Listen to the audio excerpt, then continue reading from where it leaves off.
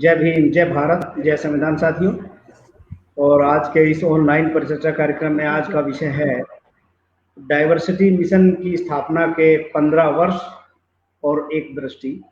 और इस विषय पर चर्चा करने के लिए हमारे बीच में उपस्थित है आदरणीय जयप्रकाश फाकिर जी, जो एक लेखक हैं, कवि हैं, समालोचक हैं और खासकर बहुजन चिंतक है। आप ऐसे सामाजिक मुद्दों पर बहुत ही गहराई से, बहुत सूक्ष्म दृष्टि से आप विश्लेषण करते हैं और आपका जो है सामाजिक कार्यों में इतना गहन अध्ययन है, जिन पर किसी की नज़र नहीं जाती, आपकी नज़र बड़ी तेजी से उसके ऊपर जाती है और एक बहुत ही सूक्ष्म विश्लेषण आप करते हैं। और उसी के साथ हमारे बीच में उपस्थित हमारी बहन किरण शैली जी हिमाचल प्रदेश से। और आप भी महिलाओं की समस्याओं पर जो है लगातार सोशल मीडिया के माध्यम से, अपने चैनल के माध्यम से लगातार लिखती और बोलती रहती है। और महिलाओं की जो समस्याएं हैं उनको अलग अलग जगहों पर अलग अलग तरीके से जो है अलग अलग प्रकार की समस्याओं का सामना करना पड़ता है।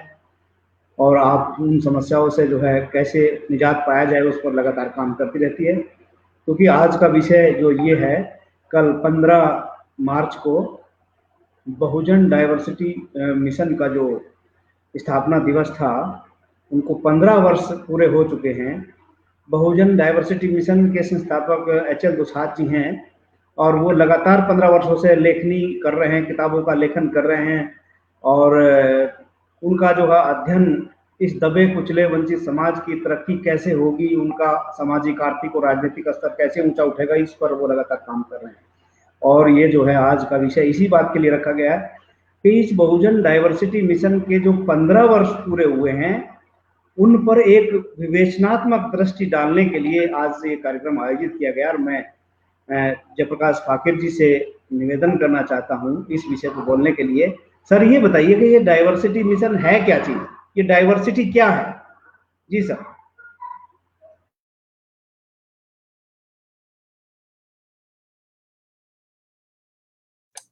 जय भीम साथियों, सबको मेरा इनकलाबी अभिनंदन।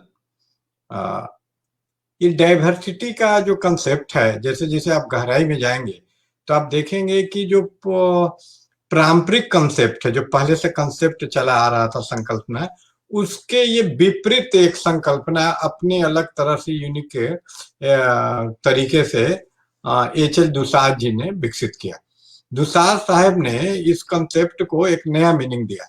इसको स्पष्ट करने के लिए बहुत सरल शब्दों में मैं बताना चाहूंगा कि ये जो जेनेसिस है, मतलब ये क्यों डाइवर्सिटी की बात कहाँ से जन्म लेती है। तो ये जो अमेरिका जैसे देश है, डेमोक्रेटिक लोकतांत्रिक देश है, तो लोकतंत्र की एक कमी होती है कि लोकतंत्र बहुमत का तंत्र है। तो इसमें जो संख्या में कम है वो उपेक्षित रह जाते हैं। जिनकी संख्या नहीं है उनको रिप्रेजेंटेशन लोकतंत्र में, क्योंकि लोकतंत्र बहुमत का तंत्र होता है जिसकी अधिक संख्या होती है। जैसे उदाहरण स्वरूप अश्वेत लोगों का, ब्लैक लोगों की संख्या कम है अमेरिका में, तो ये संभव नहीं है कि लोकतंत्र की जो प्रणाली है उससे वो चुने जाएं या उससे उनको पर्याप्त रिप्रेजेंटेशन। शक्ति के स्रोत जिसको बोलते हैं एच.एल. दुसाद, शक्ति का स्रोत राजनीतिक हो सकता है, सामाजिक हो सकता है, रिलीजियस धार्मिक तक हो सकता है, ब्यूरोक्रेटिक। तो जो शक्ति के स्रोत हैं वहां पे लोकतंत्र के कारण, बहुमत का शासन होने के कारण अल्पमत जो है, जैसे ब्लैक हैं या एशियन माइनॉरिटी, चाइनीज लोग भी जाके बसे हैं, वहां के नागरिक हो गए। जिस फेसबुक पे हम लोग कार्यक्रम कर रहे हैं वो मार्क जुकरबर्ग की वाइफ भी चाइनीज ही है, तो उन लोगों को, माइनॉरिटी को नहीं। तो बेसिकली वहां पे डाइवर्सिटी का कंसेप्ट, माइनॉरिटी के कंसेप्ट, अल्पसंख्यकों के संदर्भ में इसकी बात की जाती है।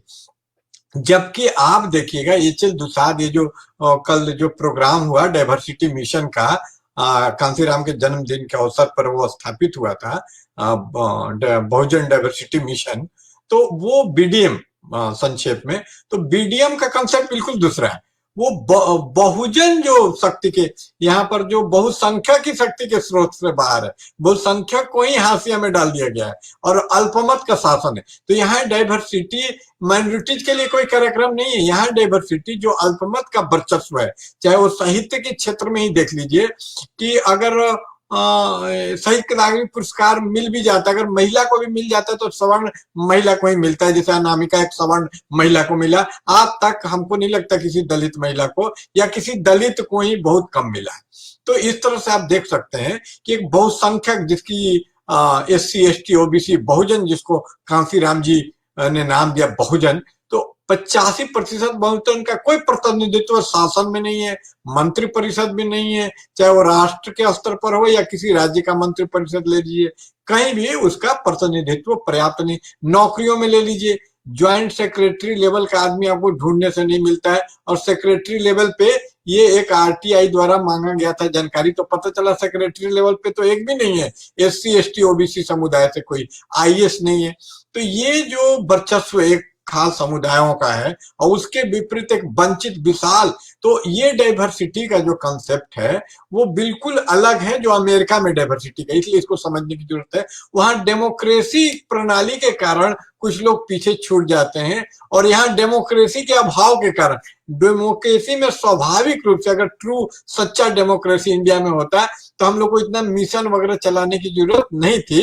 अपने आप अगर डेमोक्रेसी की जो प्रणाली है कि बहुमत का शासन हो जाता है, और कई जगह में प्रादेशिक स्तर पे खासकर पॉलिटिकल राजनीतिक क्षेत्र में थोड़ा बहुत शासन हुआ भी 90 के दशक में, लेकिन फिर से एक प्रतिक्रांति हुई, फिर से जो भी क्षेत्रीय बहुजन लीडर थे, लालू यादव, मुलायम यादव, या आपके ये उमा भारती, जितने भी थे जिस पार्टी से भी संबंधित हो, उनका शासन खत्म हो गया।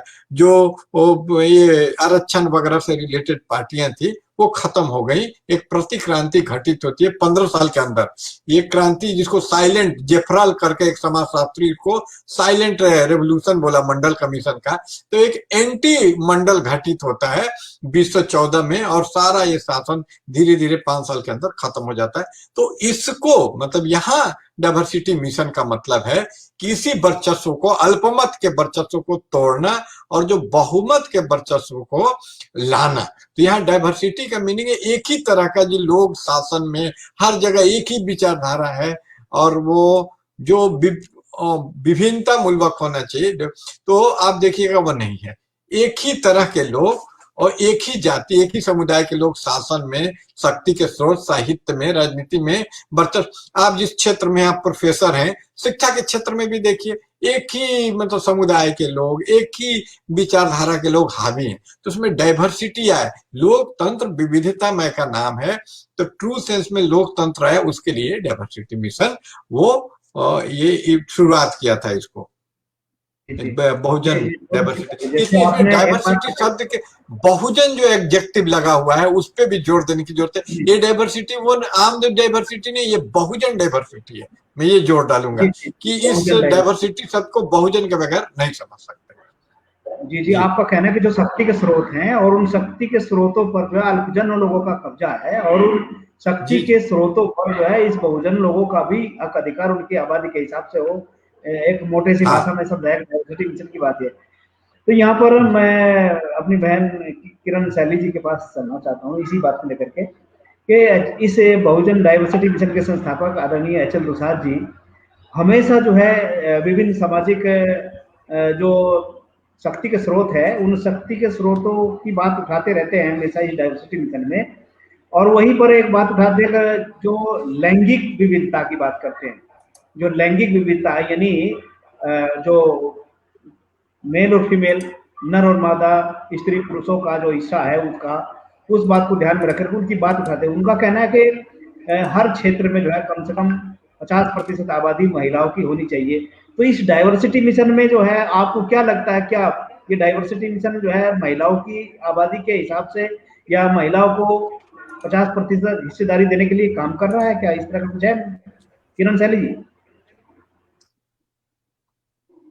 जी सर, देखिए सबसे पहले तो आपके विषय से शुरू करते हैं। सर, आपका विषय है बायोडाइवर्सिटी। हाँ, अब पढ़ाते हैं कितनी जरूरी है बायोडाइवर्सिटी, जितनी जरूरी है इकोसिस्टम को मेंटेन करने के लिए, तो ऐसे ही बहुजन डाइवर्सिटी जो है वो जरूरी है ह्यूमन इकोसिस्टम को सही रखने के लिए, कि जो एक सोशल एनिमल है वो दूसरे एनिमल को निगल ना जाए। तो उसको सुनिश्चित करने के लिए उसमें देखिए कि सबसे कमजोर कौन है। उसमें हायरार्की के इस क्रम में हम समझेंगे, अगर इसको फूड वेब से भी समझ लें, फूड चेन से समझ लें, तो देखिए सबसे कमजोर इसमें आएगी दलित महिला, जो मतलब सबके शोषण का इसमें शिकार होती है। तो मैं मतलब कोई भी बाकी कहीं पे भी कोई भी बात होती है रिप्रेजेंटेशन की, कहीं भी, चाहे आप कोई पुरस्कार देखिए, चाहे आप बाकी फील्ड देखिए, कि हमें बहुत गर्व है कल्पना चावला पर, हमें बहुत गर्व है सभी लोगों पर, कमला हैरिस पर हमें बहुत गर्व है, सभी लोगों पर गर्व है। लेकिन उस गर्व की बात करते हुए, उस फेमिनिज्म की बात करते हुए, कहीं एक जो सबसे लास्ट वाली पीढ़ी पे एक महिला है वो छूट जाती है। तो मुझे तो कल मैंने, आपने भी देखा, हमने डाइवर्सिटी के प्रोग्राम आपने लाइव किया था, देखा सबने, तो आपने देखा होगा कि इस प्रोग्राम में बहुजन महिलाओं की भी भागीदारी थी। यहीं से आप समझ सकते हैं कि और कहीं पर कहाँ रिप्रेजेंटेशन हम लोगों को मिलता है। हम लोग एक समूह की बात करें तो जिस समूह के प्राणियों की ही बात करें, अगर हम नेचर से ही एग्जाम्पल लें, तो जिस समूह के नर मजबूत होते हैं उसी समूह की मादा मजबूत होती है। हालांकि आदमी में ऐसी श्रेणियां नहीं है, आदमी में ऐसा विभाजन नहीं है, ये विभाजन कृत्रिम है। सभी मनुष्य बराबर होते हैं, सभी के पास इक्वल पावर होती है। उसको कौन सा कंडीशन मिला है उस हिसाब से उसकी पावर, या किसकी हेजोमनी है उसके हिसाब से उसमें पावर का डिस्ट्रीब्यूशन है, उसको बराबर किया जा सकता है। उसकी मतलब एक सांस्कृतिक वर्चस्व किसका है, तो वो लोग ज्यादा पावरफुल हो गए हैं। तो उसमें जो लोग पावरफुल हैं, उसके नर भी पावरफुल है, उसकी मादा भी पावरफुल है। और उसमें अगर कोशिश करनी पड़ेगी, ये हम लेके चलें कि महिलाओं की कितनी भागीदारी होनी चाहिए, तो इसमें तो मुझे लगता है कि स्पेसिफिक ये ख्याल रखना पड़ेगा कि इन महिलाओं की भागीदारी में बहुजन महिलाओं की भागीदारी, यानी कि जो सबसे निचले क्रम में आ रही है, किस हिसाब से, देखिए मुझे एक एग्जांपल अच्छा लगता है कि जिस दिन श्रम की चोरी पकड़ी जाएगी, तो मानव इतिहास में श्रम की बड़ा एक फेमस होता है ये स्त्री दिवस के दिन, मानव इतिहास की श्रम की चोरी पकड़ी जाएगी तो महिलाओं का हिस्सा पता चलेगा, मानव इतिहास की सभ्यता का।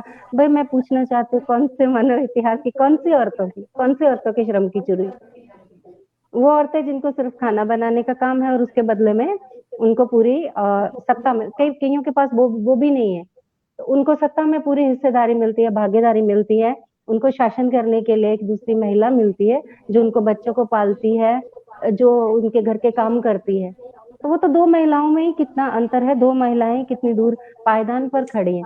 बल्कि वहां पे वो जो एक पुरुष है एक वर्ग का, वो भी उस वर्चस्वशाली महिला से कमतर है, वो उसको भी उसकी सेवा करनी पड़ती है।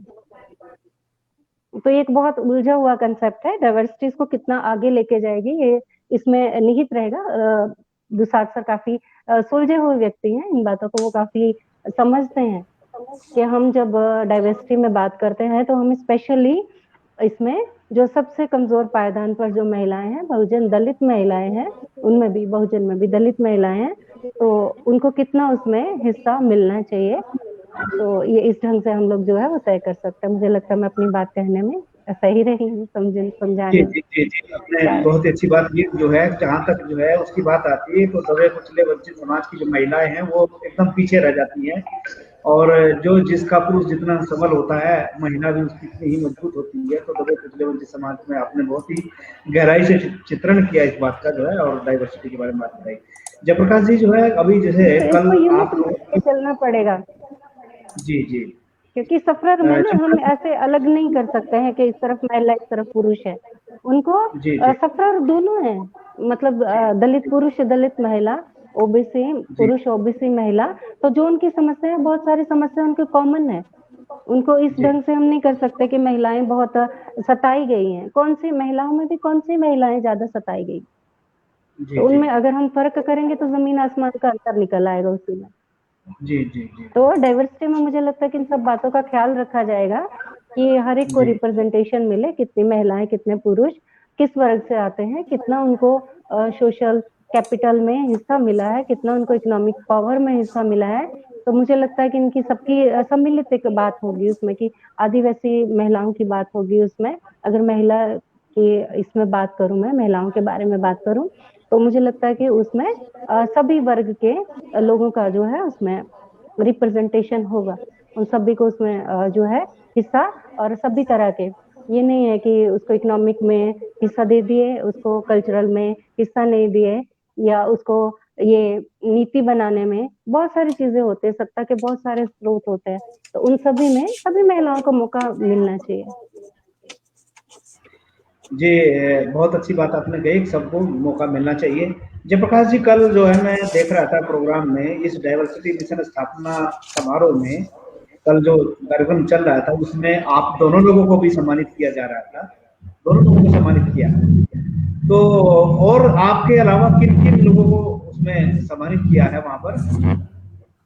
और साथ ही साथ आप ये बताइए कि जैसे उनके सम्मानित करने के लिए वो उसका पैमाना क्या है? बहुजन डाइवर्सिटी मिशन में हर साल जो है जी एक इस स्थापना दिवस पर एक कार्यक्रम होता है, बहुत सारी किताबें रिलीज होती हैं और उन किताबों में इस बार भी मैं देख रहा था कई किताबें रिलीज हुई है। मैं सबसे पहले आपके पास उसी बात के पास जाना चाहता हूँ कि जो है कल जो है आप दोनों लोगों को सम्मानित किया गया, इसके अलावा और किन किन लोगों को सम्मानित किया और वो लोग कहाँ कहाँ के? ये सबसे पहले बता दूं कि इसमें इस कार्यक्रम की शुरुआत 3 किताबों के विमोचन से हुआ। उन किताबों को पढ़ने से सारे प्रश्नों के उत्तर मिल जाएंगे, डाइवर्सिटी क्या है और किस आधार पर सम्मानित किया जाता है इसकी भी झलक मिल जाएगी, क्योंकि जिनको जिनको सम्मानित किया गया उनके बारे में उसमें लंबे लंबे लेख हैं, उनका जीवन परिचय सब कुछ है उन किताबों के अंदर। वो 3 किताबें थी। हर साल ईयर बुक, वार्षिक एक किताब निकाली जाती है, तो ईयर बुक जो है डाइवर्सिटी ईयर बुक का विमोचन हुआ 2020 का, जो इस मामले में खास था कि कोरोना काल का वो ईयर बुक था। और फिर एक मिशन डाइवर्सिटी 2020 जो एच.एल. दुसाद द्वारा समकालीन मुद्दों पे लिखे गए लेखों का संग्रह है, उसका विमोचन हुआ। और तेजस्वी यादव पर एच.एल. दुसाद और चंद्रभूषण यादव जी द्वारा लिखी गई ये 3 किताबों का विमोचन कल किया गया। और इन किताबों को पढ़ने से आइडिया हो जाएगा कि डाइवर्सिटी क्या है। और जिस मुद्दे पे चर्चा हुई तो उस कल चर्चे का विषय था, जिसपे दुर्भाग्यवश ज्यादा चर्चा नहीं हो पाई, कोरोना काल में हुई क्षति की भरपाई कैसे हो।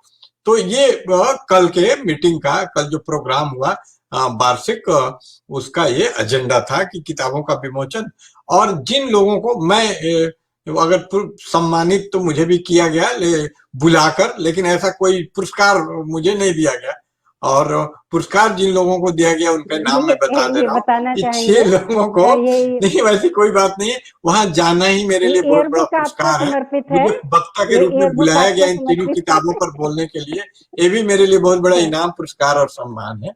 और सम्मान कई तरह के होते हैं, लेकिन जिस औपचारिक अर्थ में सम्मान कहा जाता है वो 6 लोगों को दिया गया। और ये 6 लोगों का नाम मैं आपको बताना चाहूंगा कि सबसे पहले मैं महिलाओं का नाम लेता हूं, उनका नाम आगे आना चाहिए, ऊपर रखना चाहिए। तो वो बहुजन महिलाएं थी। सबसे बड़ी बात है कि वो बहुजन, दोनों की दोनों बहुजन महिलाएं हैं। एक शैली किरण जी हैं जो आपके से बात कर रही हैं, उनको डाइवर्सिटी वुमेन ऑफ ईयर 2020 का पुरस्कार दिया गया। दूसरी ज्योति पासवान जी हैं दरभंगा जिले से, और उनको special diversity women of the year 2020 का पुरस्कार दिया गया। इसके अलावा डॉक्टर जन्मेजय कुमार जी हैं जो पेशे से मेडिकल डॉक्टर हैं और औरंगाबाद बिहार के रहने वाले, इनको diversity man of the year 2020 का पुरस्कार दिया गया। इसके अलावा बहुत ही कोरोना काल में अतुलनीय काम करने वाले मरीजों के सेवा, मानवता का सेवा कर लीजिए, साहेबगंज झारखंड के मोहन पासवान जी को special diversity man of the year 2020 दिया गया। और 2 लोग जो इस कार्यक्रम में ना आ सके, लेकिन जिनको पुरस्कार का जो बैनर बना था उसमें उनका नाम था, एक थे डॉक्टर सागर जो बलिया जिले के रहने वाले उत्तर प्रदेश के और मुंबई में फिल्मों में गाने लिखते हैं, और दूसरे थे जो कि गैर बहुजन समुदाय से आते हैं। क्योंकि ये डाइवर्सिटी मिशन है तो यहाँ किसी को भी छोड़ा नहीं जा सकता है, तो गैर एक बहुजन समुदाय से आने वाले डॉक्टर सिद्धार्थ रामू जी को ये diversity, special diversity man of the year का ये 6 लोगों का बैनर पुरस्कार, जिसमें 4 लोगों को मैंने पुरस्कार लेते हुए देखा, शैली किरण जी, डॉक्टर जन्मेजय, मोहन पासवान और ज्योति पासवान। इन 4 लोगों को मैंने आंखों से मैं आई वाइटनेस हो। और ये पुरस्कार का जहां तक आपने बताया कि क्या क्राइटेरिया क्या है, फुरकान क्या है, कसौटी क्या है, इसका एकमात्र कसौटी है डाइवर्सिटी। यानी पुरस्कारों में हर वर्ग के लोगों, आप देख सकते हैं कि 50-50% का, 2 लोगों वो पुरस्कार ही नहीं लेने आए तो उनको मैं हटा देता हूं, और जो 4 लोग पुरस्कार लिए उसमें 2 महिलाएं, तो 50-50 जो न्याय की बात चल रही है, आप सामने देख सकते हैं कि 2 हमारी शैली किरण और ज्योति पासवान महिलाएं हैं। तो बहुजन समुदाय, और चूंकि समुद्र में पानी देने से कोई लाभ नहीं होता है, तो हम लोग बहुजन, उनको तो पुरस्कार मिलता रहता है नाम का, जैसे कोई साहित्य अकादमी उन्हीं को मिलता ही है, इसलिए अगर बहुजन मिशन ही भी उन्हीं को मंच देगा तो कोई फायदा नहीं है। तो उसमें 4 लोगों में बाकी लोग भी बहुजन समुदाय से थे, चाहे वो मोहन पासवान जी हो, डॉक्टर जन्मे। तो ये चूंकि कोरोना काल था, तो इसमें ये भी देख सकते हैं कि डॉक्टरों की महती भूमिका थी कोरोना काल में। तो ये आश्चर्यजनक नहीं है कि इसमें 2 डॉक्टर थे जिनको ये मैन ऑफ द ईयर कहा दिया, क्योंकि उन्होंने मानवता की सेवा के लिए, खासकर मोहन पासवान जी ने जिस अस्पताल को कभी राज्यपाल ने सबसे घटिया अस्पताल कहा था, उसको इस तरह संवार दिया, इतना काम किया कि बाद में उसी राज्य के राज्यपाल झारखंड के लिखा कि सबसे बेहतर अस्पताल। तो ये कायाकल्प कर देने वाले काया पलट अस्पताल का मोहन जी ने काफी कोरोना काल में मरीजों का सेवा, और काफी विनम्र डाउन टू अर्थ आदमी है वो, उन्होंने काम किया। और जन्मेजय भी बहुत यंग हुआ एक नौजवान डॉक्टर हैं जिन्होंने काफी काम किया, और इसके अलावा एक बहुत बड़े कलाकार गायक हैं, भीम गीत गाते हैं, बाबा भीम के बारे में कविताएं भी लिखते हैं, गाते भी हैं। तो खुद उनका एक डाइवर्सिटी, विविधता में व्यक्तित्व है, उनको दिया गया। और शैली किरण जी तो सामने है, तो सूरज को दिया क्या दिखलाना, तो उनके वक्तव्य से इनके महत्व को, कवित्री हैं, आलोचक हैं, रेडियो में एंकर रह चुकी हैं, और समाज को शिक्षा देने वाला शिक्षा विभाग से आती हैं। और मतलब जितना कम कहा जाए उतना ज्यादा है, मतलब ज्यादा कहा जाए उतना कम है। और ये तो बहुत अच्छा, मतलब सबसे बहुत ईमानदार, मतलब एक कसौटी होती है, और इसको डिसाइड करने के लिए बहुत सारे देश भर से, ये अलग अलग क्षेत्रों में, कोई मध्य प्रदेश में काम करता है, झारखंड, ये हिमाचल प्रदेश से है, तो पूरा चारों कोनों से डाइवर्सिटी रखने की कोशिश की जाती है, और ईमानदारी से किसी भी जिसको बोलते हैं वेस्टेड, निहित स्वार्थ नहीं किया जाता है कि इस आदमी को पुरस्कृत करना है ताकि ये मेरा अपना आदमी है, और या किसी से कोई लोभ है कि इसको पुरस्कृत कर देंगे तो इससे भी नहीं, बिल्कुल निष्पक्ष और ईमानदारी से सवर्णों के पुरस्कार, ब्राह्मणों के पुरस्कार, जैसा पुरुषोत्तम अग्रवाल, भारत भूषण अग्रवाल, वैसे ये मुंह देखी वाले पुरस्कार, जिसको क्या बोलते हैं कि ये अंग्रेजी में जिसको बोलते हैं कि पिष्ट पेश, क्या उसका एक टर्म बड़ा अच्छा है कि इसके आधार पे मेगेलोमेनिया की, बहुत बाहरी चमक दमक देख के मेगेलोमेनिया के आधार पे इसको नहीं दे, जो जमीन से, ज्योति पासवान तो फिर भी लोग जानते हैं, वायरल हो गया कि वो लेके गई थी, लेकिन बाकी लोगों को देखिए सामने लाने का, जिनको डॉक्टर जन्मेजय को कौन जानता है, ऐसे कोई वो नहीं है, फेसबुक पे एक्टिव है।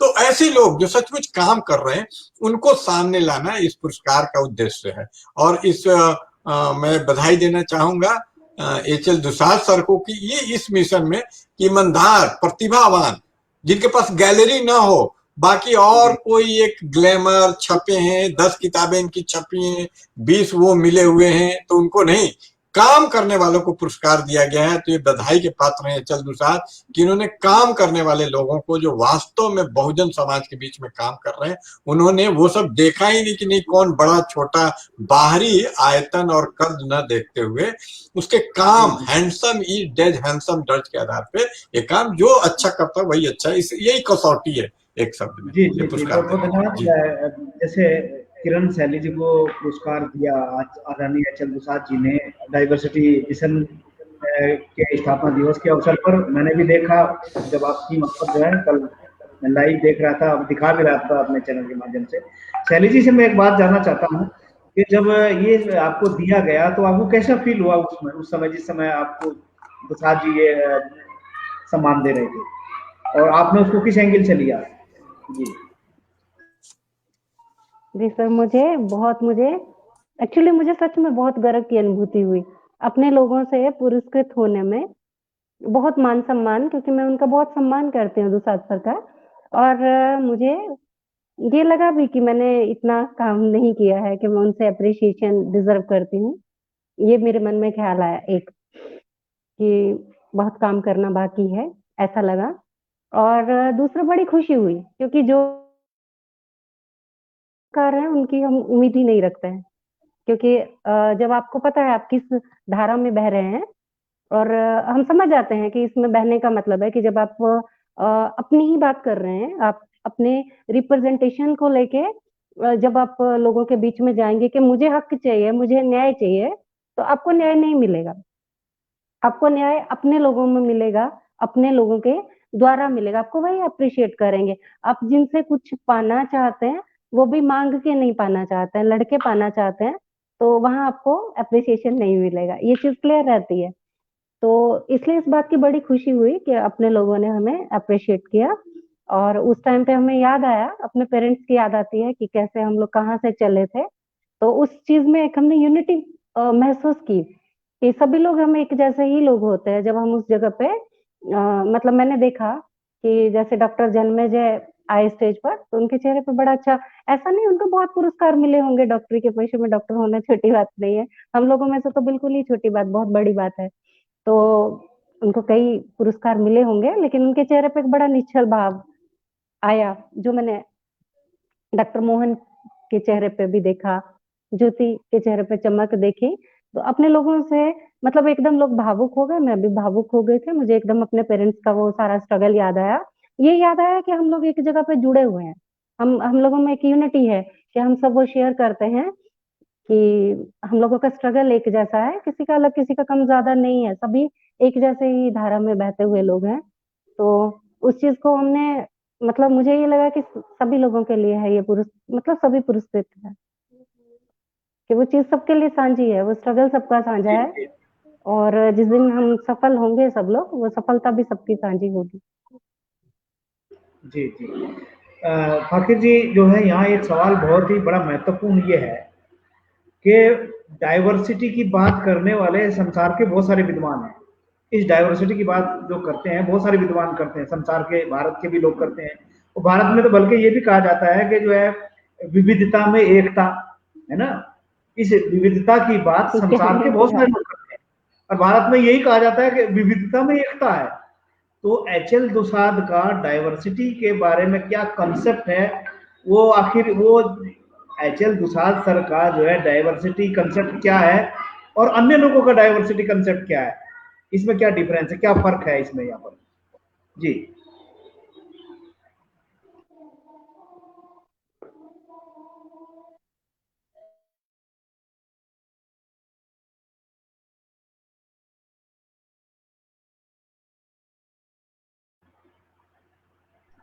माइक अनम्यूट करिए माइक सर अपने आप को, माइक अनम्यूट करिए सर। जी फाकिर साहब, अनम्यूट करिए अपने आप को, अनम्यूट। हाँ, बहुत महत्वपूर्ण सवाल आपने पूछा, इसके लिए बहुत धन्यवाद। इसके बारे में इसलिए मैंने शुरू में ही बोला कि अलग एक कंसेप्ट है एच.एल. दुसाद जी का, कि इन्होंने इसको काफी स्पष्ट लेकिन व्याख्या किया कि बाकी जो यूनिटी इन डाइवर्सिटी, ये एक अंग्रेज राइटर था, उसके द्वारा ये दिया गया। और ये जो कि नकल में बड़े मास्टर होते हैं, यहाँ का जो शासक वर्ग है, सवर्ण वर्ग है, उसमें ओरिजिनल प्रतिभा नहीं है, क्योंकि वो काम नहीं करता। काम करने से प्रतिभा आती है। वो बैठ के खाता परजीवी वर्ग होने के कारण उसमें प्रतिभा नहीं है, तो वो नकल से दूसरे अमरबेल की तरह वहां से लेता है। तो ये यूनिटी इन डाइवर्सिटी करके एक जो कंसेप्ट है, हाँ, तो ये एक इंग्लिश आदमी का दिया हुआ ये कंसेप्ट है। तो इसको प्राय लोग समझ लेते हैं कि जवाहरलाल नेहरू ने वो अपना किताब में लिखा हुआ है और उसी से इसको लिया गया है। तो वो ऐसा कुछ नहीं है। हाँ, ये इंडिया के अंदर जो कहा जाता है कि यूनिटी इन डाइवर्सिटी है, वो जवाहरलाल नेहरू का दिया हुआ कंसेप्ट है, लेकिन ऐसा नहीं। और ये कंसेप्ट जो है, मैं बता दूं, ये बाहरी कल्चरल की, यहाँ पर राजस्थानी लोग अलग ड्रेस पहनते हैं, इन सब चीजों को लेके इसमें गहराई नहीं है, बड़ा पॉजिटिविस्ट ऊपर वाला ये, ठीक है, कंसेप्ट है एक। उसके द्वारा ये इसको समझने का एक बाहरी इसके द्वारा ये इसको दिया गया था और इस तरह से इसको देखा गया था। और इसमें किसी भी किस्म का जो सत्ता, पॉलिटिकल पावर है, वहां विविधता की बात हो, इसकी बिल्कुल बात ये नहीं है। आप देखेंगे कैसे कि डाइवर्सिटी है, ठीक है डाइवर्सिटी हर जगह है कि भाई कोई केरलाइट है तो उसका खाना में डाइवर्सिटी है, वो इडली डोसा खाता है, उत्तर भारत के लोग नहीं खाते हैं। डांस कोई भांगड़ा करता है, कुछ करता है, तो इस तरह के जो सांस्कृतिक डिफरेंस है उसके बारे में उसको ध्यान में रख के, और इसके बावजूद एकता है, जो कि गलत बात है, एकता नहीं है, वो एक संस्कृति का वर्चस्व है, उत्तर भारतीय सवर्ण संस्कृति को, उसी को एकता बोल देते हैं कि सब लोग, कुछ चीजें हैं जो सबको अपनानी पड़ जाती है, वो अपनानी पड़ जाती है, थोपी हुई है, वैसा एकता नहीं। तो न वो जो डाइवर्सिटी भी बहुत नेचुरल लेवल पे ये बात करते हैं। लेकिन इनसे अगर पूछ दिया जाए कि जो शक्ति के स्रोत हैं, जो प्रमुख यहाँ जो की वर्ड है, एच.एल. दुसाद का जो विचारधारा में पैराडाइम शिफ्ट जो बोलते हैं मुख्य अंतर है, वो शक्ति के स्रोत, और शक्ति के स्रोत को भी उन्होंने काफी स्पष्ट डिफाइन किया है कि एक धार्मिक स्रोत है कि भाई मंदिरों में या पूजा पाठ भी आदमी की एक जरूरत है, वहां किसका वर्चस्व है। राजनीतिक वर्चस्व, मुख्यमंत्री, प्रधानमंत्री, एमएलए, एमपी कौन लोग बन रहे हैं, किन की सरकारें बन रही है, तो राजनीतिक वर्च जो है एक शक्ति का स्रोत है। दूसरा सामाजिक छोटे जो छुआछूत, सामाजिक रूप से किसको श्रेष्ठ समझा जाता है, कौन किसको प्रमाण करता है, गरीब होते हुए भी कोई ब्राह्मण आ जाए तो एक अमीर सवर्ण भी जो अमीर बेचारा दलित आदमी है या बहुजन आदमी उसके आगे झुक जाता है, उसका इतना सामाजिक, वो क्या है, उसको कह सकते हैं कि he is a powerful man without any money. पैसा भी नहीं तो उसमें पावर है। ये पावर कहां से आता है, तो इसका राजनीतिक स्रोत नहीं है, सामाजिक स्रोत है। सामाजिक ये जो ऊंच नीच का भेदभाव है वहां उसको श्रेष्ठ ठहरा देगी। तो एक सामाजिक स्रोत है शक्ति का कि आप किसी जाति से बिलोंग करते हैं तो शक्तिशाली हो जाते हैं, और किसी जाति से आप मल्लाह हैं तो शक्तिहीन हो जाते हैं कि मल्लाह, दूर दूर आपका अपमान किया जाता है, चाहे आप लाख पढ़े लिखे हो। तो ये तमाम जो स्रोत हैं शक्ति के, धार्मिक हो, राजनीतिक हो, सामाजिक हो, सांस्कृतिक हो, इन तमाम स्रोतों पर आप जब देखेंगे क्या विविधता है, इस पर जिनका कब्जा है उसमें विविधता है, तो देखेंगे कि विविधता बिल्कुल नहीं है। 99% एक ही समुदाय। न्यायालय जो न्यायाधीश है उच्चतम न्यायालय में, उच्च न्यायालयों में, वहां देखिए क्या विविधता है। तो ये फालतू की विविधता जो है उसको छोड़ के, जिसकी बात जवाहरलाल नेहरू अंग्रेजों का नकल करते हुए करते हैं, उसके जगह शक्ति के स्रोतों पर जो काब्जा वर्चस्व है वहां विविधता की बात जो करते हैं, उसी को असल डाइवर्सिटी ये बोलते हैं। कि वहां जो बहुसंख्यक समुदाय है, बहुजन समुदाय, वो है कि नहीं, तो वो बिल्कुल गायब है, चाहे स्त्री हो चाहे उसकी पुरुष हो। तो एक बार वो बंटवारा हो जाए, बहुजन को मिल जाए, यानी ये इनका डाइवर्सिटी जो है शब्द है, वो सिंपली एक शब्द से समझा जा सकता है, हिस्सेदारी। शक्ति के स्रोतों में हिस्सेदारी इनको चाहिए, और वो हिस्सेदारी दिलाने को ही डाइवर्सिटी के नाम से ये अपने तौर पे जानते हैं कि डाइवर्सिटी होना चाहिए। मतलब सिंपल शब्दों में शक्ति के जितने भी स्रोत हैं, सिर्फ नौकरियों में नहीं, ठेकों में, ठीक है, ठेका मिलता है किसको, कॉन्ट्रैक्ट मिलता है गवर्नमेंट का, जो क्रिकेट खिलाड़ियों में, गाना गाने में, फिल्मों में, जितने भी जिंदगी के विविध आयाम हैं, हर जगह, पुस्तक राइटर में, साहित्य में, प्रोफेसर में, हर जगह बराबर का हिस्सा मिले, आबादी के अनुसार हिस्सा मिले। ये हिस्सेदारी की बात ही डाइवर्सिटी की बात है। एच.एल. दुसाद का मतलब कंसेप्ट बिल्कुल क्लियर है कि हिस्सेदारी मिले, रिप्रेजेंटेशन, प्रतिनिधित्व मिले। वहां शक्ति के जितने भी स्रोत हैं, और स्रोत व्यापक अर्थों में उस स्रोत की बात करते हैं। मैंने बता ही दिया कि कोई भी जिंदगी के एवरी वॉक ऑफ लाइफ, जिंदगी के हर क्षेत्र में वो भागीदारी मिलना चाहिए। इसीलिए एक यहाँ पर इससे समझ जाएगा उनके कंसेप्ट का अंतर।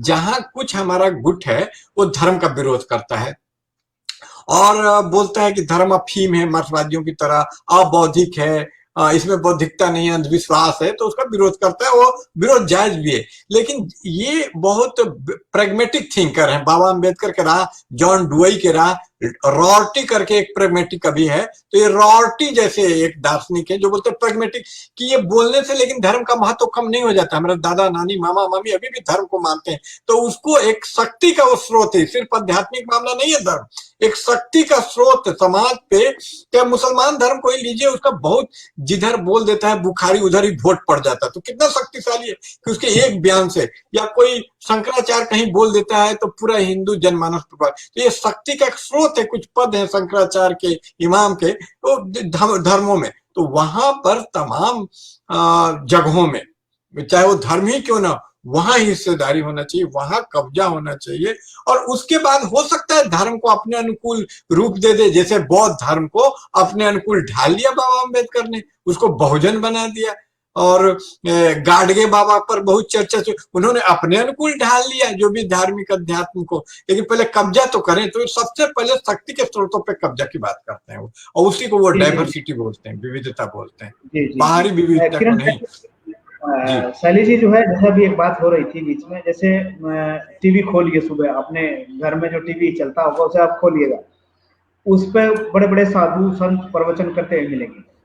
और प्रवचन करने में कभी कभी वो क्या कहते हैं कि महिला जो है नरक का द्वार है ना, माया है, ठगनी है ना, महिलाओं के बारे में जो है, वो एक तो साधु है, सन्यासी है, और इस तरह की बात करता रहता कि ये डाइवर्सिटी, या हम डाइवर्सिटी की बात कर रहे हैं, वहां पर वो कह रहा है कि महिला जो है वो नरक का द्वार है। और मनुस्मृति में और तुलसीदास ने तो पता नहीं महिलाओं के बारे में क्या क्या कहा। तो ये जो उस तरह की धारा चली हुई थी साहित्य में, जैसे मैं अभी एक किताब पढ़ रहा था, टंडन की लिखी किताब थी, ये शब्द पढ़ के मुझे बड़ी मैं शॉकिंग हुआ, लिटरेचर में मिला कि बिटिया चमार की नाम राजरानी, एक शब्द आया, बिटिया चमार की नाम राजरानी। और उसी में एक कविता लिखी हुई थी कि चप्पल पे चले चमाई, सैंडल पे धोबियान, और बदल गई दुनिया हाय मोरे राम। ये भी उस लाइन, उस किताब में पंक्तिबद्ध लिखा हुआ था। तो इस तरह से जो है, इस तरह से जो फिरके महिलाओं के बारे में लिखे गए, क्या ये एच एन रुसाद जी का बहुजन डाइवर्सिटी मिशन जो है उसका जवाब देने के लिए कुछ इसमें है मटेरियल, या फिर उसी तरह के उसी ढर्रे पे चलने वाला है? जी शैली जी। जी बिल्कुल कहना चाहूंगी। देखिए, सबसे अच्छी मुझे जो दुसाद सर के डाइवर्सिटी मिशन में सबसे अच्छी जो बात लगी थी, वो ये थी कि वो आर्थिक भागीदारी की बात करते हैं। ये बात सबसे प्रैक्टिकल बात है, सबसे सही बात है, क्योंकि दुनिया के जितने धर्म हैं, मैं कहना चाहूंगी फिर भी कि उनका जो बेसिक है वो है कि संसाधनों पर कब्जा करना। उस संसाधन में दो संसाधनों को भी जोड़ा गया, महिला को भी संसाधन माना गया, उसको वस्तु के रूप में रखा गया। अब ये देखें कि ये कहने वाले जो कहते हैं नरक नरक का द्वार है नारी, तो उन्हीं लोगों के यहाँ पे जब उनका खेल खुलता है, हम ही लोगों ने उसी टीवी में देखा है कि जब उन लोगों की असलियत सामने आती है तो वो कितनी महिलाओं की जिंदगी नरक बनाए हुए थे। ये वही लोग हैं, ये कोई दूसरे लोग नहीं है जो ये बोलते हैं कि महिला नरक का द्वार है। तो वही लोग जो है महिलाओं की जिंदगी अपनी गुफाओं में और सब जगह और ये जो करके नरक बनाए हुए थे। तो ये बात के कहने में और उसके अमल में ही खुद ही डिफरेंस सामने आ जाता है। देखिए, ये सिर्फ सत्ता में, संसाधन में, आर्थिक संसाधन में हिस्सेदारी की जहां बात आती है, वहां पर एक व्यक्ति दूसरे व्यक्ति का दुश्मन बन जाता है। तो उसमें सबसे आसान रहता है महिलाओं को बाहर कर देना। तो ये जो सारी बातें हैं, तो किस महिला को उन साधनों से बाहर करना सबसे आसान है, उसका शोषण करना किसका आसान है, सबसे आसान मनोबल किसका तोड़ना आसान है, और उसके माध्यम से जो उसके साथ जुड़े हुए पुरुष हैं उनका मनोबल कैसे तोड़ा जाए। तो ये सारा सिस्टम जो इस ढंग से डेवलप हुआ है कि एक महिला को भी तोड़ना है, एक घर को भी तोड़ना है, और एक उसके साथ जुड़े हुए पुरुष को भी तोड़ना है। तो ये सब बातों के द्वारा जो है एक बहुजन समाज को कमजोर कर दिया जाता है। पितृसत्ता जो है वो एक हेल्पिंग टूल है, वो एक वर्चस्व बनाने का एक टूल है, एक माध्यम है। ये चीज हम लोगों को समझ लेनी चाहिए, क्योंकि जिस घर में यूनिटी हो जाएगी, बच्चे पढ़ने लग जाएंगे और अच्छा, मतलब उनका ध्यान धन कमाने में हो जाएगा, ठीक है। और जिस घर में ये हो जाएगा महिला नरक का द्वार है, तो वो आपस में स्त्री पुरुष लड़ने लग जाएंगे, और वो संसाधन पर गौर नहीं करता है।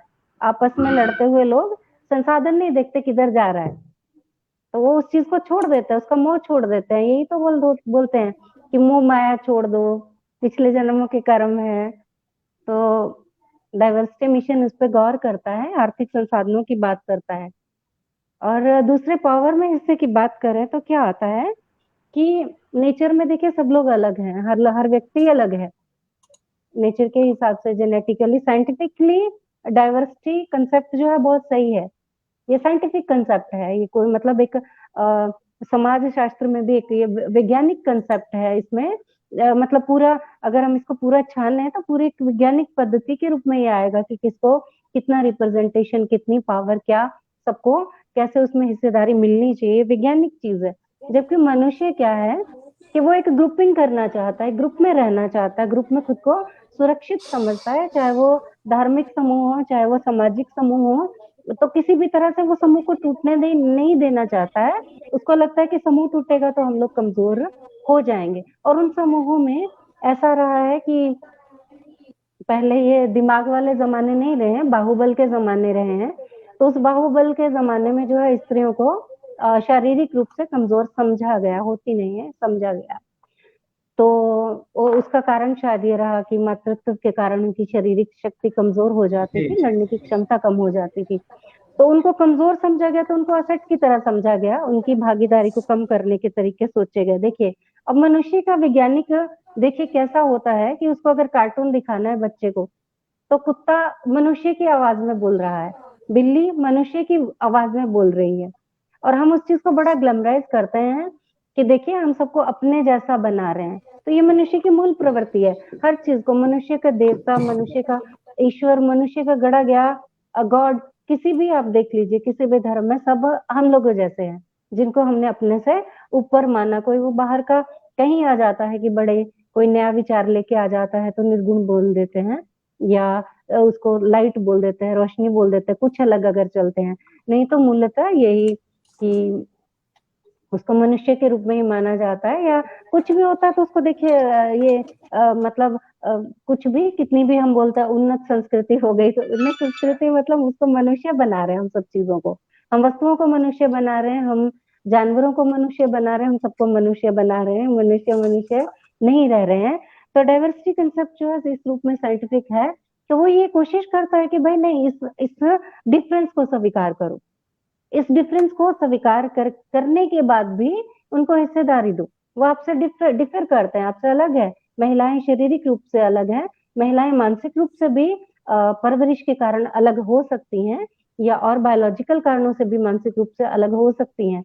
लेकिन इसका मतलब ये नहीं है कि कोई आपके जैसा अलाइक नहीं है, आपके जैसा नहीं है, आपके समूह में नहीं जन्मा है, आपके धर्म जाति में नहीं जन्मा है, तो उसको रिसोर्सेज का अधिकार नहीं, उसको रिसोर्सेज का उतना ही अधिकार है जितना सब लोगों को है। जी तो यही एक वैज्ञानिक जी चेतना वाली बात जो है ये डाइवर्सिटी मिशन करता है। जी जी जी, बहुत बहुत धन्यवाद मैडम, आपने बहुत ही सरल शब्दों में इस एक बात को न्याय कहा। संगत बात है। जी जी जी, सरल शब्दों में न्यायिक बात आपने कही। फाकिर जी जो है अभी देखा जाता है जैसे ये डाइवर्सिटी मिशन लगभग 15 वर्षों से चल रहा है, और आज हम इसकी विवेचना कर रहे हैं। कल 15 मार्च को उसका स्थापना दिवस मनाया गया, और उसमें बहुत सारे लोगों को सम्मानित किया, जिसकी अब चर्चा भी किया गया। तो ये देखा गया जैसे स्वतंत्र भारत हुआ, आजाद भारत हुआ, पहले तो अंग्रेजों के अधीन था, और जब अंग्रेजों के अधीन था, यहाँ का कोई संविधान नहीं था, अंग्रेजों का बनाया ही वो संविधान था। और जब ये हमारा संविधान लागू होगा, जिन लोगों के हाथ में इस आजाद भारत के जो शासक बने, तो क्या उस आजाद भारत के शासकों ने इस डाइवर्सिटी कंसेप्ट को अपनाया? क्या उस दबे कुचले वंचित समाज को शासन प्रशासन में उसकी आबादी के हिसाब से हिस्सेदारी देने के लिए कोई कदम उठाया? यदि उठाया तो क्यों नहीं हुआ? क्या वो बदलाव उसमें कुछ आता दिखाई दिया? जी, क्या उसकी क्या वजह है, क्या कारण है? इसको थोड़ा प्रकाश डालिए।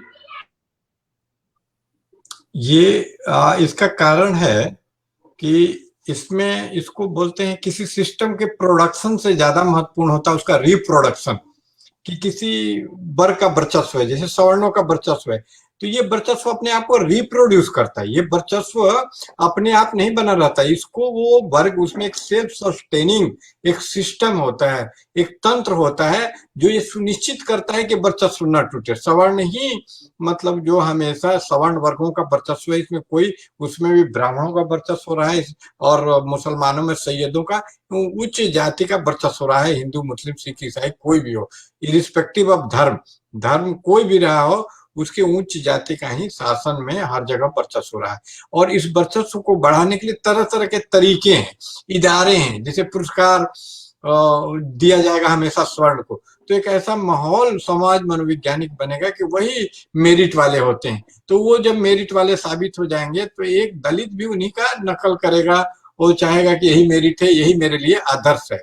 तो ये जो सिस्टम कि वो श्रेष्ठ है, हम महान है, ये चीज उस सिस्टम को क्या करता है कि अपने आप को सस्टेन करने में मदद करता है। क्योंकि जब उस सिस्टम का वर्चस्व कायम हो गया, एंटोनियो ग्राम्सी इसको वर्चस्व बोलता है, हेजोमनी। तो पहला ये डाइवर्सिटी का जस्ट उल्टा चीज पूछा जाए तो हेजोमनी है, वर्चस्व है।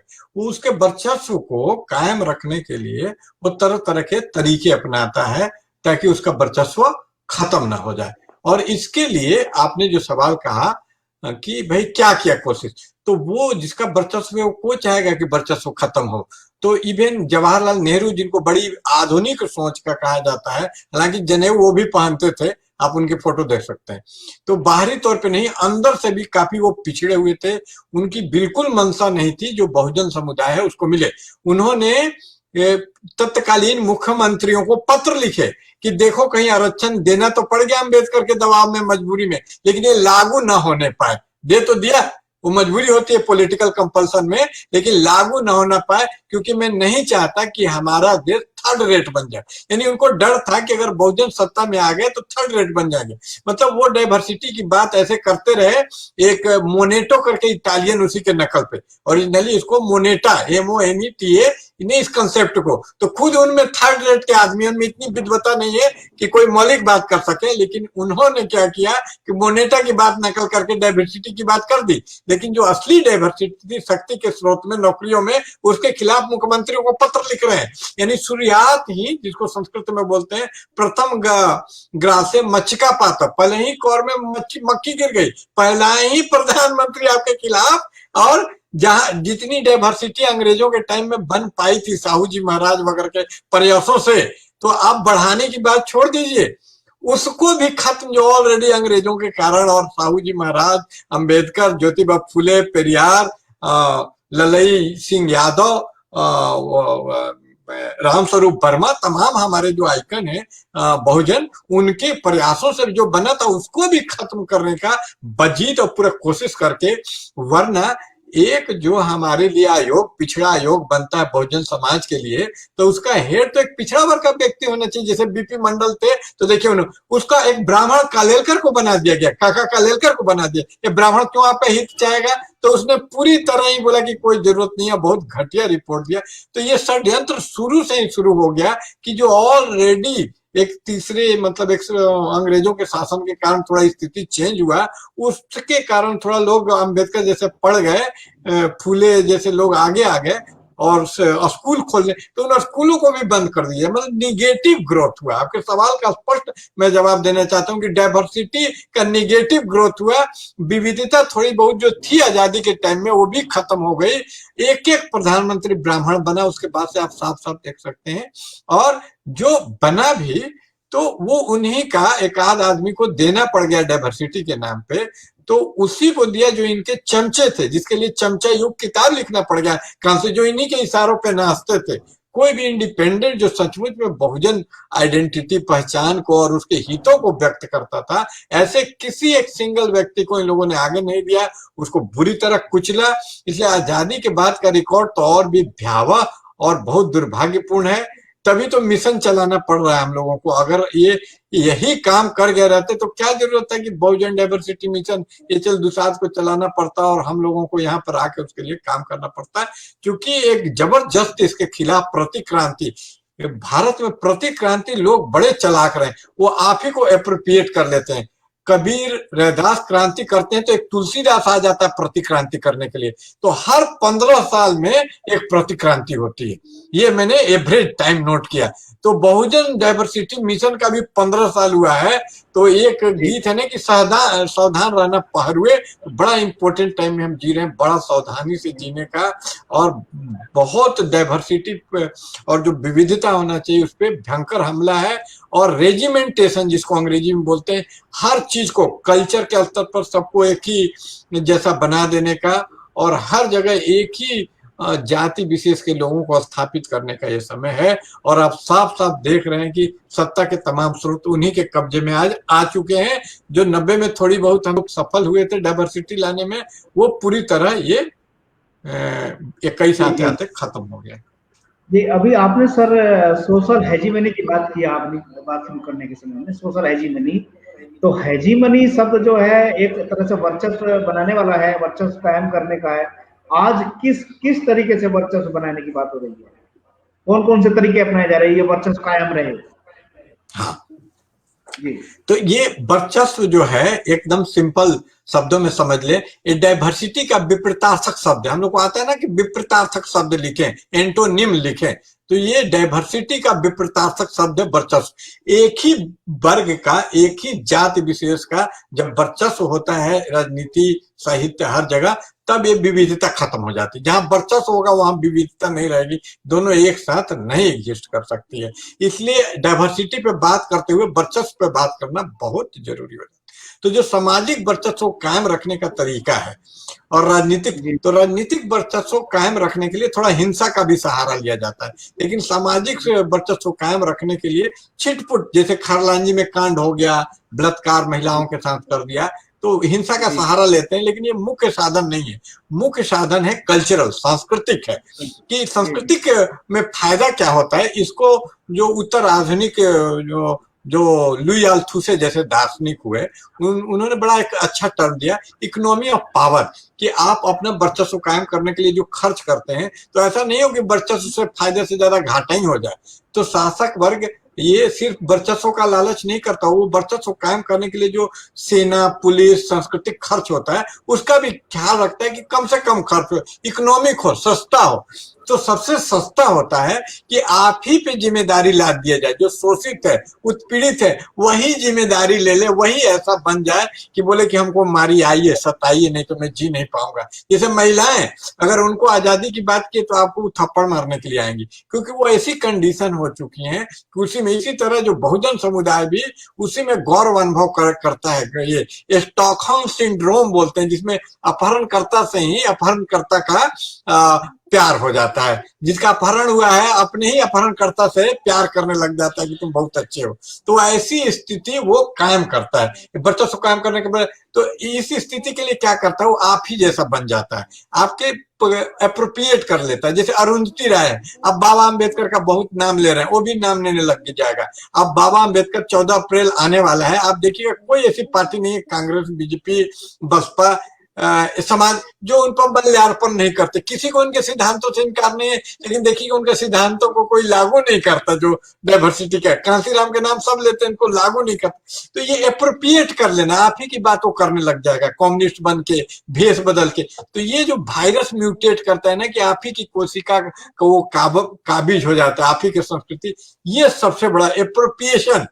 कार्ल मार्क्स बोलता है कि अब तक का इतिहास वर्ग संघर्ष का इतिहास, लेकिन मैं बोलता हूं कि भारत में कम से कम अब तक का इतिहास एप्रोप्रिएशन का इतिहास है, कि हमारा सांस्कृतिक चीज एप्रोप्रिएट कर लिया गया। आप कुछ गीत गाते हैं, उसको वही गाने लग जाता है, और ऐसे धीरे धीरे आप पे कब्जा कर लेता है। आज देखिए कि इतने दिनों से कब्जा, आप ही के बीच के आदमी जो एक बोल दे कि हम नीचे हैं, ये हैं, और आप उसको वोट देने लगे, उनका कब्जा हो गया।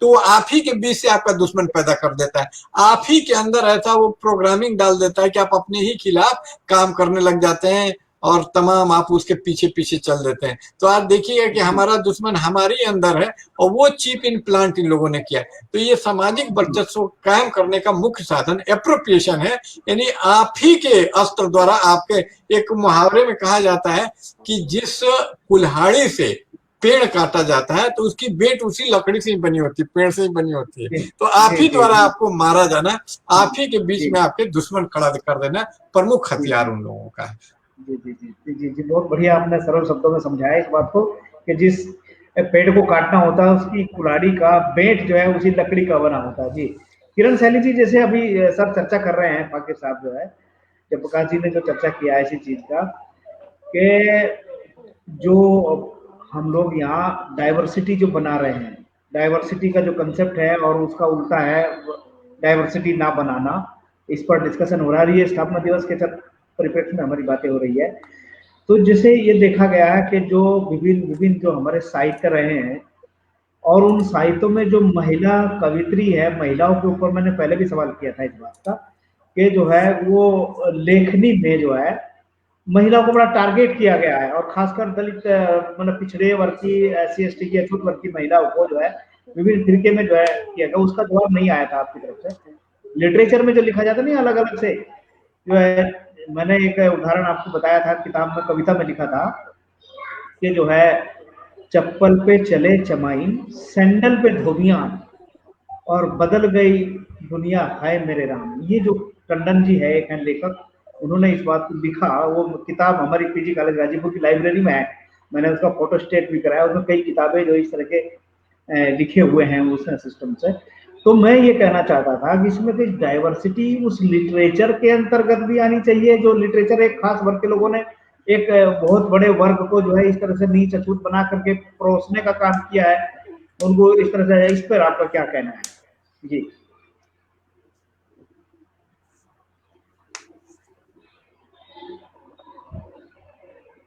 जी किरण जी। जी सर, एक बार प्लीज रिपीट करेंगे, मेरे यहाँ सिग्नल वीक है।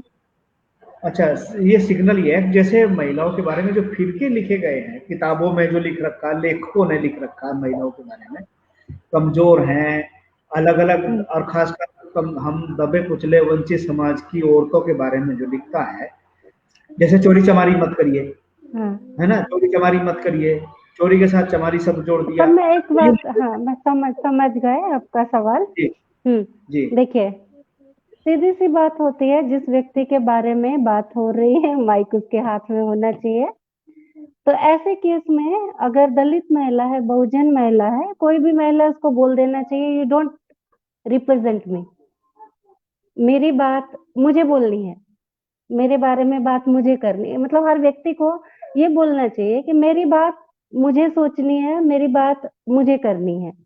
तो हर महिला को भी यही बोलना चाहिए कि यू डोंट रिप्रेजेंट मी, आप मुझे रिप्रेजेंट ही नहीं करते, आप मेरी बात मतलब कोई भी, जैसे कि ये स्त्रियां ऐसी होती है, इससे वैसी होती हैं, या ये सैंडल पहन के, या ये, तो ये चीज को हमें समझ के चलना चाहिए। देखिए, एक अपने, हमें ये दुख नहीं, एक एक मतलब एक भावुकता बड़ा एक शस्त्र का काम करता है, एक दयनीय बना देता है एक महिला को।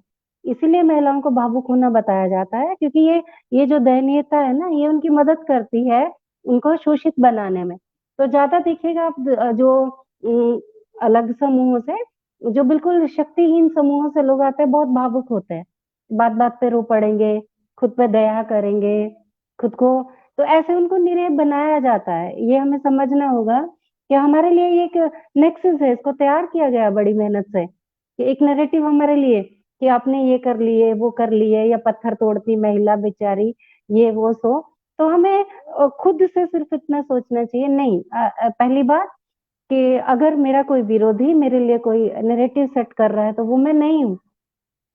सिंपल उससे इनकार कर दीजिए, मैं नहीं हूँ, मैं वो पर्सन नहीं हूँ जो आप मुझे रिप्रेजेंट कर रहे हैं। हम वो इंसान नहीं है। तो वही बहुजन महिलाएं वो इंसान नहीं है जैसा उनको लिखने वाले साहित्यकारों ने लिख दिया है, क्योंकि उस टाइम पे वो अपने पार्ट नहीं लिख पाए, लिख भी पाए हैं, सावित्रीबाई फुले ने अपना पार्ट लिखा है। हम वो हैं जो हमने खुद लिखा है, जो हमने खुद अपने लिए लिखा है, हम वो हैं। हम वो नहीं है जो हमें रिप्रेजेंट दूसरे ने, किसी दूसरे ने किया है। उसमें सिंपल इतना, उसको अधिकार क्षेत्र बता देना चाहिए। ये आप हमारी बात कर रहे हैं, कोई भी साहित्यकार भी किसी भी ढंग से किसी भी महिला को, किसी भी वर्ग विशेष की महिला को, वो करेंगे कोशिश। उनका ये मतलब छोटे छोटे ये मनोवैज्ञानिक टूल हैं उनके, किसी को डिमोरलाइज करने के लिए, किसी का कॉन्फिडेंस कम जी करने जी के लिए, उसको भावुक बनाने के लिए, उसी बात को सोचने के लिए। मतलब ये बड़े एक मनोवैज्ञानिक इलाज की जरूरत रहती है इसके लिए। तो ये सभी के लिए जी होता है। देखिए, अब ब्लैक और व्हाइट का भी ब्यूटी में कोई बड़ा योगदान नहीं था, वो हमारा एक सोचने का नजरिया है कि ये सफेद सुंदर होता है, वो सिर्फ नजरिया है। उसी नजरिए में बच्चा पल रहा है, उसको सीख रहा है। अगर वो उस नजरिए में नहीं पलेगा, वो उसको नहीं सीखेगा। तो ये चीजें गढ़ी जाती है, जिसका हमने शोषण करना है, उसकी जो विविधता है उसका सम्मान नहीं करके उसको वो बोलता है कि तुम हमारे जैसे, तुम्हें संसाधन नहीं प्राप्त, अब सैंडल में तो कोई भी आदमी, कोई भी औरत काम करती है, तो वो सैंडल पहन लेगी, तो कोई उसमें बड़ी वो नहीं है कि वो नहीं पहन सकती है। जो कमा रहा है, जो व्यक्ति मेहनत कर रहा है, वो कर सकता है, लेकिन उसको रोका जाता है। उसको वो मतलब वो चाहते हैं कि एक जो संसाधन है, एक आधुनिकता जो है, उस पे भी हमारा एकाधिकार रहे। या दूसरे के हम खाने को कंट्रोल करें, दूसरे के हम कपड़े पहनने के तरीके को कंट्रोल करें। मतलब वर्चस्व ये नहीं होता है कि एक लेयर में है कि हमने जी सिर्फ इसको धार्मिक तौर पे इसको कमजोर रखना है, इसको राजनीतिक तौर पे, इसको आर्थिक तौर पे, बड़ी सारी जगह पे छोटी-छोटी मतलब वो जंजीर जो है वो कई कई चेन्स मल्टी लेयर्ड चेन है। वो उसको तोड़ने में मतलब उसकी सारी शक्ति लग जाए, इतनी शक्तिशाली उसको ये छोटा-छोटा जोड़ के रखा जाता है।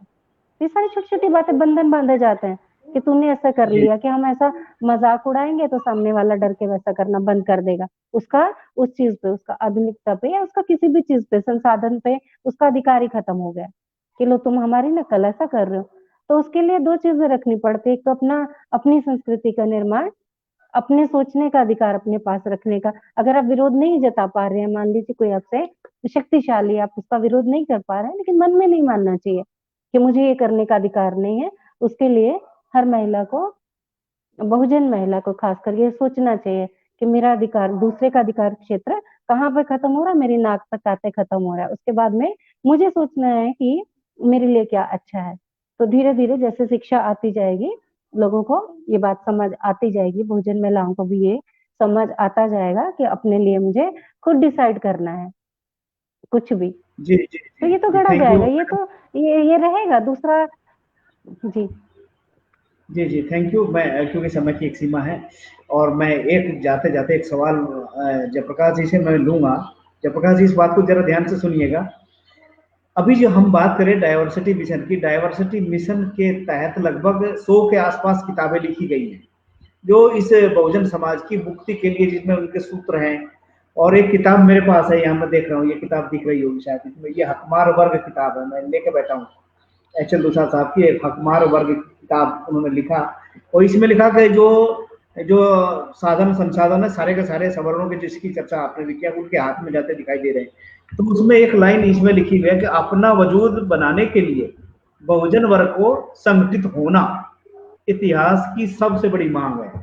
तो ये बहुजन वर्ग के रूप में संगठित कैसे होगा, ये भी बात उन्होंने किताब में लिखी। तो मैं फाकिर जी के मुंह से इस डिबेट के अंतिम में ये बात जानना चाहता हूँ कि जो ये दुसाद साहब बताते हैं डाइवर्सिटी मिशन के तहत कि आज जो सबसे बड़ी मांग है इस बहुजन वर्ग का संगठित होना, इस इतिहास की सबसे बड़ी मांग जो है उसके बारे में आप इसको कंक्लूड कर दीजिए, क्योंकि ये जरूरत भी है इसकी। क्योंकि डाइवर्सिटी मिशन का उद्देश्य भी यही है कि इस दबे कुचले वंचित समाज के, बहुजन समाज के लोग, जो SC ST OBC के लोग जो आपस में लड़ते हैं, वो कैसे संगठित होंगे, उनके संगठित होने के तरीके दिखा करके, और उनको संगठित होने का कौन सा तरीका अपनाया जाए जिससे कि वो संगठित हो और अपना हक ले, अपनी डाइवर्सिटी की मांग करे और जोरदार तरीके से अपने आप को पेश आए। जी फाकिर जी।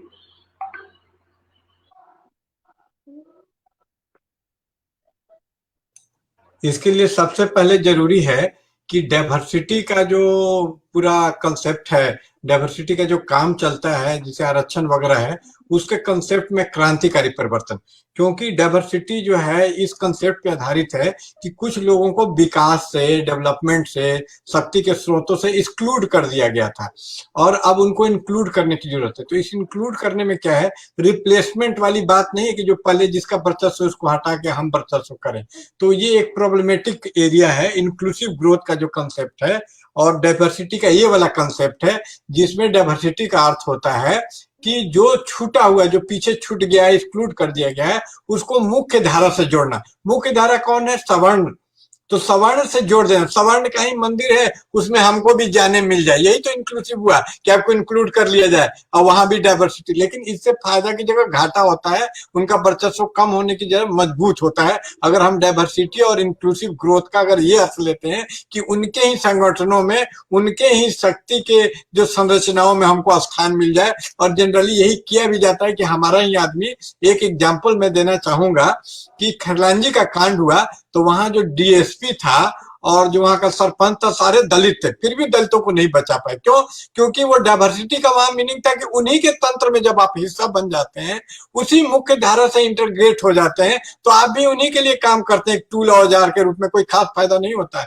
तो डाइवर्सिटी का मीनिंग ये लेना चाहिए कि हम जो है उसी को मुख्य धारा बनाए, उनकी मुख्य धारा में शामिल हो जाना है, उन्हीं का साहित्य अकादमी पुरस्कार मिल जाए तो बड़ी बात नहीं है। ये डिमांड अब हम लोग को छोड़ देना चाहिए। बाबा अंबेडकर ने भी मंदिर में जाने का डिमांड छोड़ दिया था कि हम अपना धर्म बनाएंगे नौयाना, और नया धर्म उन्होंने नौयाना बनाया।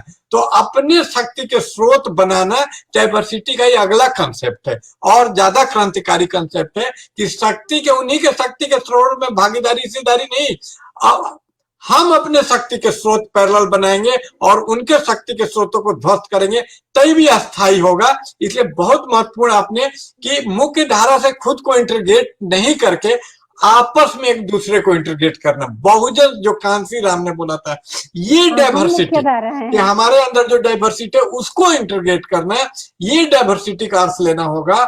और वो मुख्य धारा से खुद को जोड़ने, जो इंक्लूसिव ग्रोथ, जो तमाम कन्वेंशनल कंसेप्ट है, वो बहुत प्रॉब्लमेटिक है।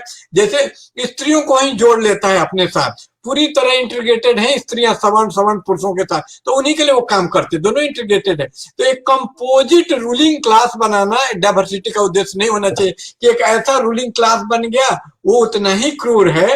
ओबामा राष्ट्रपति बन गए तो उनकी नीति में फर्क नहीं है, उन्होंने भी बम ही फेंका इराक पे, उनकी भी नीति उतनी ही साम्राज्यवादी थी। और जो ब्लैक, जो कमला हैरिस की नाम ले रही थी, तो उनके फादर ब्लैक हैं, हैरिस साहब, कमला हैरिस के बाप, तो उन्होंने, वो ब्लैक होते हुए भी ओबामा का सख्त आलोचना करते हैं। बहुत बड़े इकोनॉमिस्ट और बड़े ज्ञानी आदमी, उनको पढ़ना चाहिए कमला हैरिस के बाप हैरिस साहब को। तो ब्लैक होते हुए ओबामा का विरोध करते हैं। तो हमारा ही आदमी बैठ जाए, उससे क्या मतलब है? कल्याण सिंह तो पिछड़े वर्ग से थे, लेकिन हमारे खिलाफ काम करते रहते। तो डाइवर्सिटी के कंसेप्ट को रिवोल्यूशनाइज, क्रांतिकारी रूप देना होगा, और उस तरह से इन्विसेज करना होगा कि वो हमारे इंटीग्रेशन के काम में आए, हमको उनके साथ न जोड़े, न चिपकाए मुख्य धारा में।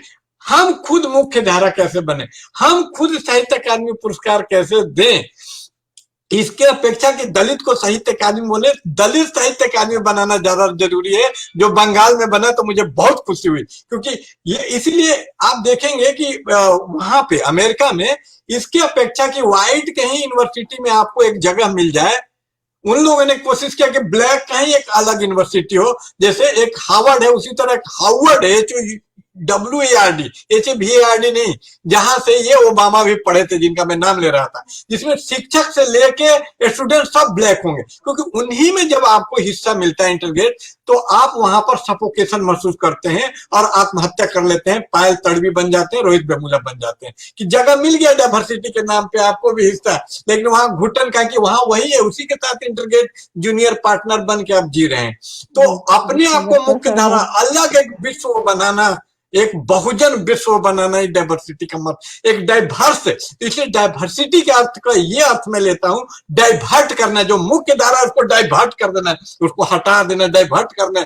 डाइवर्ट करने से डाइवर्सिटी शब्द बना कि डाइवर्ट कर देना। तो ये जो मुख्य धारा जो हम पर हावी है, उसको डाइवर्ट कर देना और वहां खुद चलने लग जाना, काबिज हो जाना, ये डाइवर्सिटी है मेरा।